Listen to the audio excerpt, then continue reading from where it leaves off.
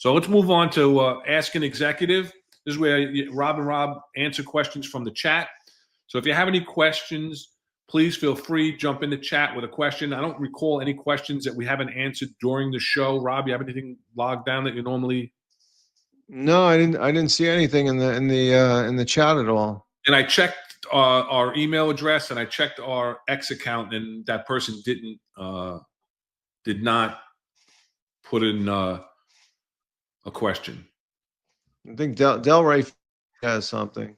All right, so here we go. So as a CO, commanding officer, when a subordinate put in for a detail, what was your criteria for determining? Not recommend, recommend, highly recommend, activity, CCRBs, evaluations, sick record, or likability? I did not take likability into account. Everything else was taken into account. And when you say activity, it's not about quotas. It's about performance. And it's about, listen, we're law enforcement officers. You are a law enforcement officer. It's part of your job to go out and enforce the laws. And again, I've talked about this in the past. When I was a commanding officer, I always was very specific at my CO's meetings. And when I talk to people, that you do not compromise your integrity for the sake of activity. Everything that we do activity-wise, right? When you talk about activity for those non-police people, you're talking about summonses, arrests, things like that. Everything that you're supposed to be doing out there, you're supposed to be doing to create a positive change.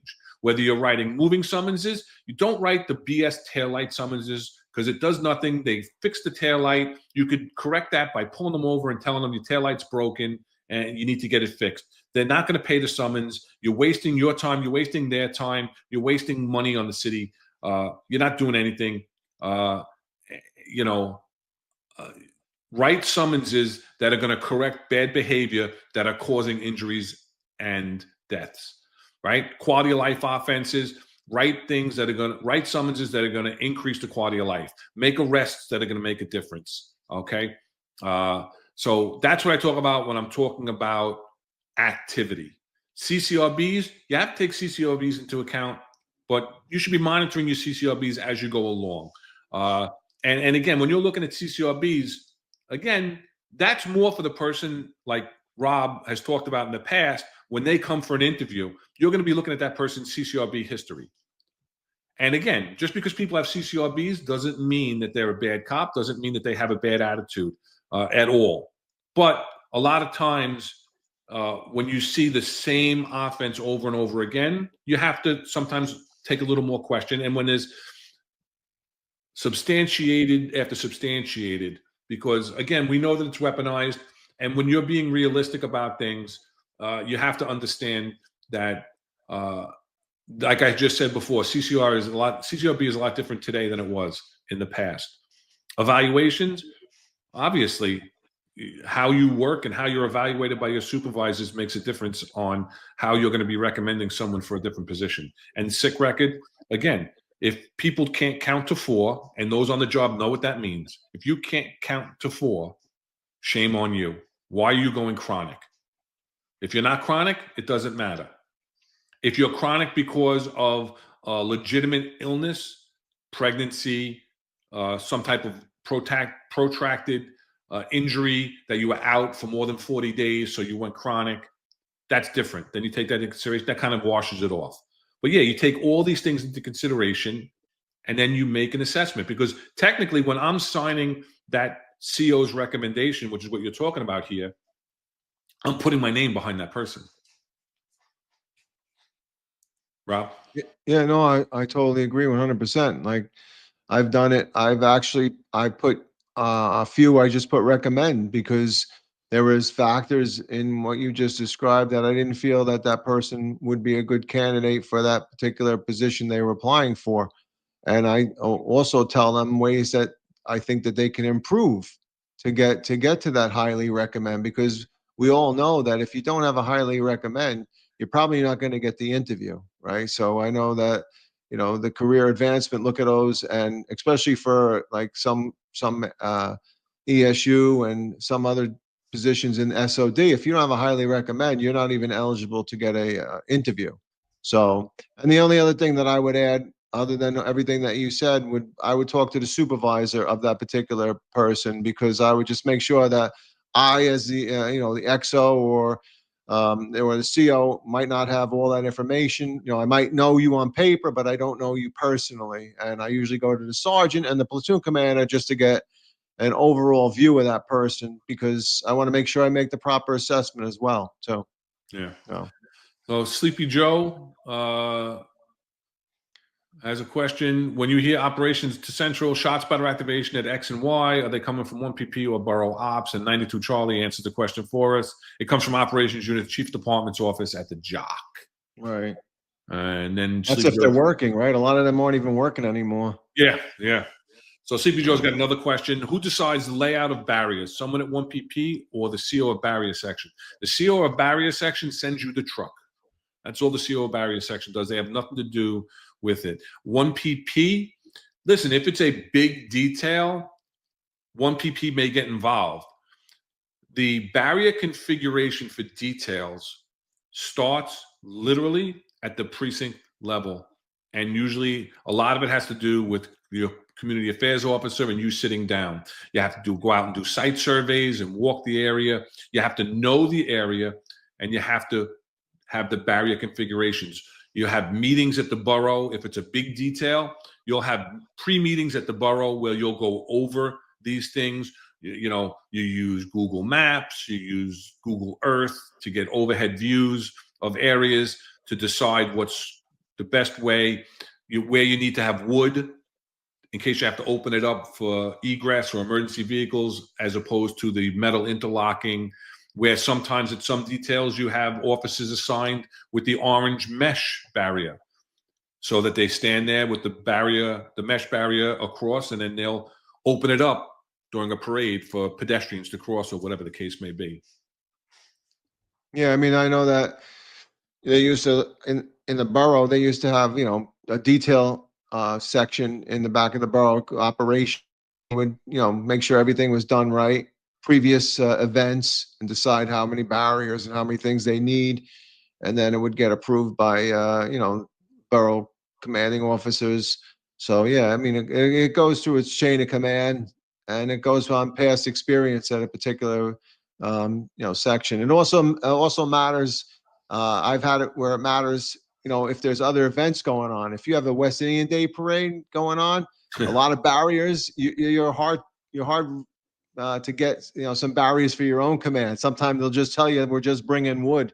And to me, wood doesn't work really, because people could just slip underneath the wood or go around it. Metal barriers are where it's at. But so. Yeah, 100%.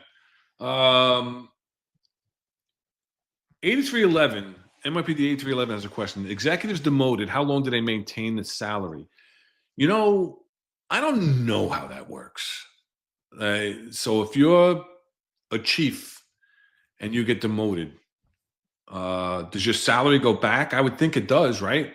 I think if you're a sergeant and you get demoted, I think your salary will go back to that rate of whatever your commensurate to your rank. And I think that's why a lot of guys retire instead of take the demotion. They may take the demotion and then say, I'm leaving, because there is going to be a decrease in salary. So, yeah. Yeah. Headlights is a quick comment from Reed, which I totally disagree with, and it annoys me. And I would actually flag these if anybody was doing it, and the cop would be spoken to. Headlights were a good summons. Cop got his number, and if civilian fixed it right away, they can get it tossed out. I understand what you're saying. You're saying, oh, I'm not hurting the civilian. I'm not hurting anybody in their pocket because they can just get it fixed. But to be honest with you, those types of summonses are more of an annoyance to the community. They actually drive more of a wedge because they feel like they're being bothered for the simplest little things, which they are. You can very easily increase police-public interactions and by pulling them over, informing of the infraction, and just giving them a warned and admonished. You don't have to write them a summons. So I disagree with getting bullshit numbers for numbers. just because they don't hurt somebody's pocket. I'm not looking to hurt anybody's pocket. I'm not making any money for the city. I'm not making any money off the summons. Neither is the cop. What I'm saying is write a summons that's going to correct a bad behavior, something that somebody's going out there doing something dangerous so that they do not hurt themselves or hurt somebody else. When I was the XO of the 2-3 and used to have to go down on traffic stat, and Chief Scagnella would yell at you for getting those headlights and taillight summonses because he said they mean nothing. They mean nothing to you. And I can remember walking into roll call and telling the cops, and they were astonished that I said, I don't want you to write any equipment violations for the fact of just writing and getting a number. I'd rather have zeros on equipment violations. I can deal with that. So, like you said, I'd rather you warn and admonish, pull the person over, tell them, hey, your headlight's out. It builds a relationship with the community. You'll be thanked. Thank you, officer. I appreciate that. I didn't even know. How many times did you pull somebody over for a headlight and back in the old days, they would get out of the car and they bang the headlight and the headlight would go back on, so, yeah. But I told them, I said, don't write them. And they were like, really? And I'm like, yeah. I said, it doesn't mean anything. So I agree. I mean, and I wouldn't look for numbers from cops then. I would say, listen, I'd rather have you write no summonses than write write those summonses. And like you said, I can give you accident prone locations and do enforcement there. I'd rather have that. Write a red light, write something there, because to me, when I'm going down the traffic stat, it's going to be, how did you address the condition at these accident prone locations? And I can say, well, here's enforcement at those particular locations. So it worked out for both of us. Before we get yelled at, somebody's going to correct us and say they're collision prone locations now. Now they're collision prone. Yeah. So Reed's got a follow up. I had an MOS with an extensive sick record, but when at work, she produced good numbers. So we gave her a highly recommend.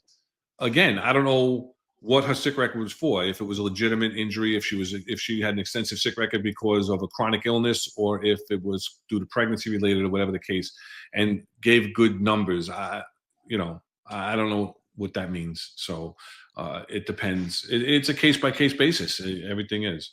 Yeah, no, I mean, and there was also a point where they told us not to take into consideration somebody's sick record, because you can't evaluate somebody that may have a condition. It could be some sort of a bias. I don't know whether they have a particular illness. Let's say, God forbid, they have cancer and they're going through treatment and stuff, so they go sick a lot. It wasn't fair to make the assessment that this person has, won't be at work, is sick when they're going through something. So you have to take into consideration. You have to know the person, right? You have to know what's going on with that particular person. So you just can't take an overall, look at their central personal index, the CPI, and say, oh, this person's sick, too much. No, you have to find out. All right. Let's do a couple more. State of Dihana, do you think that they'll do away with mandatory transit overtime that consistently takes away officers' RDOs and mess with quality of life? They need to send all the new recruits to transit if they're so short. Shake my head. Well, according to the NYPD, transit crime is down substantially. And according to Mayor-elect Mondami, he's going to send in the social workers. So hopefully January 1st, the overtime will be cut in transit. And I think that's a big thing. I mean, that's a big dilemma, this mandatory overtime, and causing people, to lose your RDOs and or stay late. And when you finally get home, you're driving home, you're exhausted. When you get home, you're exhausted. It's dangerous. So I think, like John and Eric had spoken about it today on their podcast, that's a morale killer. So I mean, that's another way to bring back morale is, stop this BS mandatory overtime and let the officers have their RDOs and let them have the time to themselves, the time to rest and refresh themselves. It's important. It's mental health is important, right? We talk about it all the time. So, all right, let's do two more. Give Delray another one. As a CO, how is it determined who should be on the Department Recognition Board? I always liked my Special Operations Lieutenant to chair the board. just because I think they knew the cops the best. I always ensured that there was people from patrol squads on the board. And for people that don't understand what they're talking about, Department Recognition Board in the command, there's a supervisor and I believe 3 or 4 cops. I don't remember the number. And they are looking at department recognitions that are submitted supposedly by the supervisors, because that's another big pet peeve of mine. It's department recognition, not self-recognition. We've talked about that in the past. And they are submitted for, actions that they took, police work, arrests, whatever the case may be. So there's a board of a supervisor and peers that vote. After you read it, you look at the supporting documents and you vote on whether that person should get a certain type of medal and what level of medal that you're recommending. And then it goes back to the precinct commander for approval, disapproval. The precinct commander could recommend and change the type of recognition that they get. But I always like to have my special ops lieutenant as the there is no rule of who's on it. There's a rule of it has to be a supervisor, a certain amount of cops, whatever the case may be. That's in the patrol guide. But there's no rule on who you select. I personally like my special ops to be the person in charge, but made sure I had representation from patrol on the board. Yeah, I mean, I handle it in 2 different ways. I handle it as regular medals like EDPs, meritorious accommodations, and decided, huh? EDPs, EPDs. My bad. I'm so used to dealing with ETPs. But I would bring in, like you said, supervisors. I would definitely bring in, rank and file, and then we would go over it. Read this scenario, whatever they wrote, and then vote on it. And then I also had the opportunity to do it on a borough level when I was the XO of SOD, that we would do it for unit citations, submissions for that. We would do it for, they would come down from, I forget, from personnel. They would give us like citywide things, like whether or not it should be a combat cross, whether it should be honorable mention. So we would also do that. But I would always make sure that we had, good representation from each rank.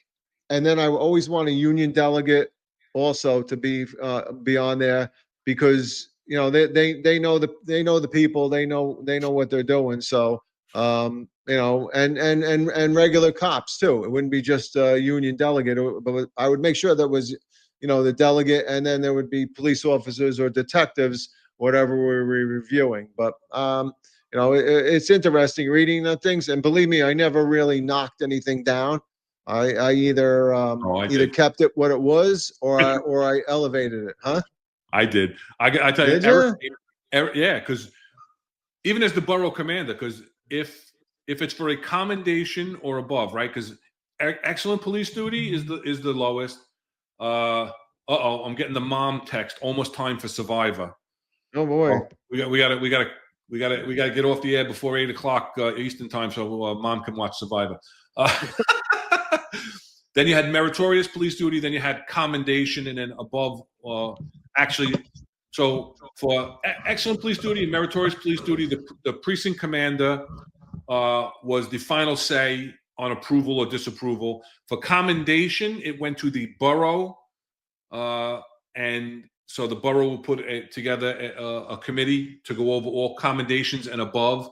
If it was above a commendation, they would either approve it at a commendation, drop it down to a commendation and approve it, or if they approved it for a higher medal than commendation, they would forward it to the honor committee at One Police Plaza. I personally, had when I was in Housing Borough, Bronx, Queens, Eric Dim was the chairperson of PSA 7's honor committee, right?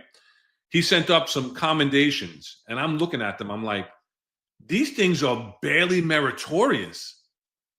and you're sending them up for commendation where there's like a serious risk of serious physical injury or death. I'm like, did you look at this? Well, I don't want to deny people, blah, blah, blah, blah. I said, we gotta be fair. And I understand it's not fair because it's not fair. It's precinct by precinct. In some precincts, any gun collar is a meritorious. In some precincts, routine patrol, if it's a radio run or whatever the case may be. I get that.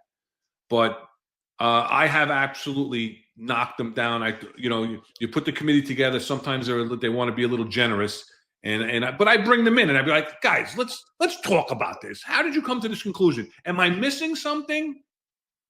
Am I missing something here? And let's be fair. This is not a meritorious. This is like routine patrol to EPD. I just it is what it is. Not to be mean, but just to be fair. Yeah, I mean, you have to read them. That's the thing. You just can't sign off on them. Yeah. So, but yeah. All right. I mean, so let's do one more, and this is Thin Blue Dev 7970. What are your thoughts on the NYPD auxiliary? Is it a good stepping stone into the department for a young person who is not 21 yet? How do you see the program changing in the future, for good or bad? You want to take that one? Or I mean, I always say it's commendable to be a NYPD auxiliary because you're basically wearing the uniform and you're doing everything there that a normal police officer looks like he's doing, but you're not wearing. You don't have a gun on you. So to me, it's a commendable thing. I've dealt with a lot of auxiliaries on Thanksgiving Day's parade, New Year's Eve, details. I tell you one good thing about the auxiliaries is when you ask them to stand on a post, they stay there. They don't yeah. If you ever have a detail with narcotics cops, after you turn them out, they disappear. Oh, so everybody used to break my chops. Why are you taking the rookies? Yeah, exactly. Detail. I said, because when I go to meal and I come back, they're going to be standing there. Harry Whedon tells a great story. He has the detail and he has a narcotics captain. And he goes, all right, muster up your guys from narcotics and have your sergeant lieutenant put them on the roster. And the captain goes, Chief, I don't want these guys on my roster. And Harry Whedon flips. He's like, are you freaking kidding me? They're your guys. He goes, yeah, but they all disappear. It's true. It's true. It's true. I love those fresh rookies. You got a bunch of guys standing around in crisp uniforms with their hats on their heads, and they're looking around like deers in the headlight.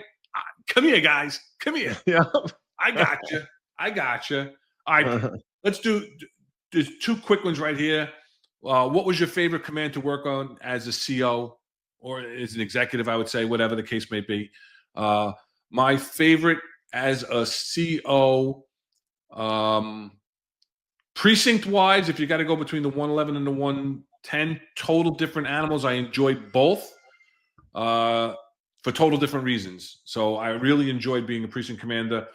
But the title of CO, the best place, my favorite place was Queens North Blast, the burglary, larceny, apprehension, suppression team. Did some phenomenal work.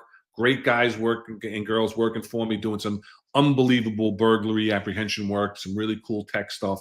That was my favorite spot as a CO. Well, I was never a CO. Ron, you were a CO? I didn't know that. No, I'm just kidding. I was never a CO. I was the acting CO of the 2-3 and requested the command when I was told I wasn't going to get it because somebody else was getting dropped in from 1 PP because Commissioner Kelly said, oh, anybody that wants to be promoted has to be a CO. So that put me on the back burner. And then when I was the acting CO of the emergency service unit, obviously that was the best, the best I ever had. I wanted it, but incident happened. I was removed from that position as the acting CO. But whatever, that's it. You got to take the good with the bad, and you move on. But as the acting CO of ESU, I was like a pig in the pen. I was happy as a pig in poo, man. Yeah. Yeah. All right. We'll give you last one is Lily to you. Okay. Rob, she says, Rob, did you like working in the precincts or as a chief? Did you have politics of the chief, or is that the PC? Well, I loved working in the precincts. I was in numerous precincts as a police officer, the 4-1, sergeant, the 2-5, lieutenant, the 4-0, the 4-4, and as a captain, I was in the 2-5, 2-3. I'm sorry, 2-3, and I loved them. Did I have to deal with politics? Not as much as the chiefs above me, but you get drummed down a little bit, but you have to live with it, right? You just live with the politics. Did I force all the bullshit politics down on the poor cops? No. You're kind of able to filter it, right? So that they don't have to hear all that BS. So yeah, I mean, politics is part of it. And you know what? As you get, if you got promoted above 1 star, 2 star, there's a lot more politics. 3 stars, all politics. So, I was lucky not to be involved with too much of it. So, but thank you for that, Lily. All right, everybody, thank you so much for your engagement. You want to do the super chat, Ron? Or? Yeah, I'm gonna get that. I want to thank everybody for their engagements. Really appreciate it. We love everything that you do to help us make the show flow. It's not just our conversation; it's everyone's conversation, and that's what it is.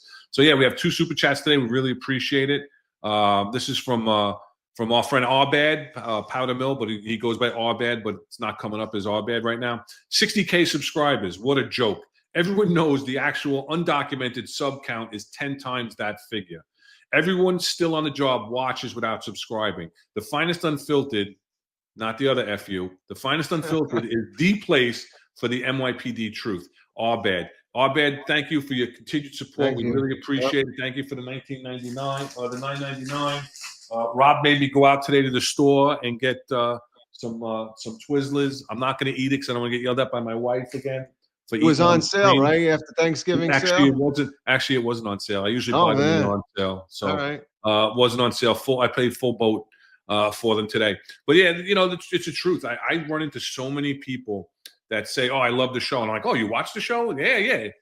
Past executives, retired executives, cops on details. When I run into people, I've had people come up to me and approach me and recognize me from the show, which is nice. Plus other people that have known me from the job that come up and say, "Hey, I love the show. I love watching the show." And I'm like, I wish I saw them in the chat, whatever. But we know that they're in behind the scenes. So Arbad, thank you for that. We really appreciate that.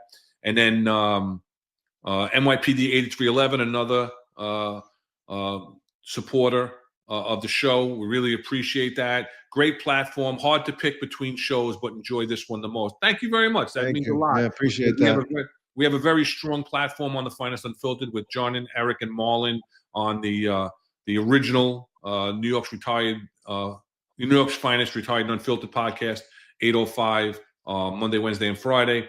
And then you got the Sal Greco show. Sal had his own show, came over onto the network just before we started our show. Then we started our show on the Executive Perspective. And then you have Tom Joyce, Pete Pacelli, who have been an asset to the network, all helped grow to this almost 60K actual subscribers.